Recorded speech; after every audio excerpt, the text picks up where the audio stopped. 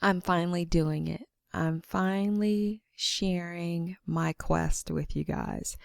The quest to reduce my stress, reduce anxiety, and live better. And I hope that my openness and honestness helps you. I'm going to be as transparent as possible, so be kind to me. But what I wanted to share with you today is I am so frustrated with something that happened this morning. My daughter is school age. I take her to school, and once again, she was not ready. And I was very, very frustrated at the fact that she was not ready after I had already gotten her up. And what I realize now that I've sort of calmed down a little bit and looking at things a little more optimistically is that she went back to sleep, not to annoy me or to make my day more stressful, but because she was tired, and she's human.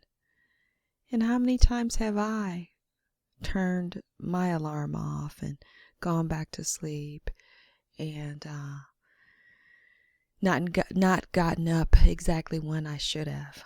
So it's a human thing, and it wasn't designed to bother me. That's one of the things I learned from today, or remembered today, to look at things in a way so that I remember that people aren't trying to frustrate me. Sometimes they are, and there's a time to act upon those feelings of frustration. But typically people aren't trying to frustrate me on purpose. They have their own frailties, their own weaknesses, as well as their own strengths, and so do I.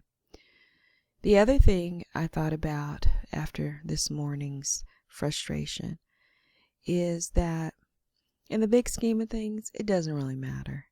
I mean, 20 years ago, will I remember today? Will I remember how angry I was, how frustrated I was? Not really. It won't matter. And also, I probably should have talked about the frustration before today. Sometimes I just try to go on and endure and think I'm doing like the right thing and being this super nice person because I don't say anything. But just not saying something doesn't mean that I've let it go and that I'm not being affected by it. Oftentimes, if I'm not talking about it, I'm still being affected by it. And I probably in the future, and I probably should have this time, I probably would have done better to tell her months ago or weeks ago that I was becoming frustrated with waiting for her day after day after day. And I probably could have expressed that frustration outside of anger. So I decided to talk about this with you. Hopefully you're not having a frustrating day. But if you are, realize you're not alone and you'll get through it.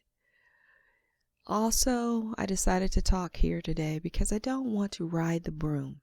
It's Halloween time now, and I don't want to ride a witch's broom.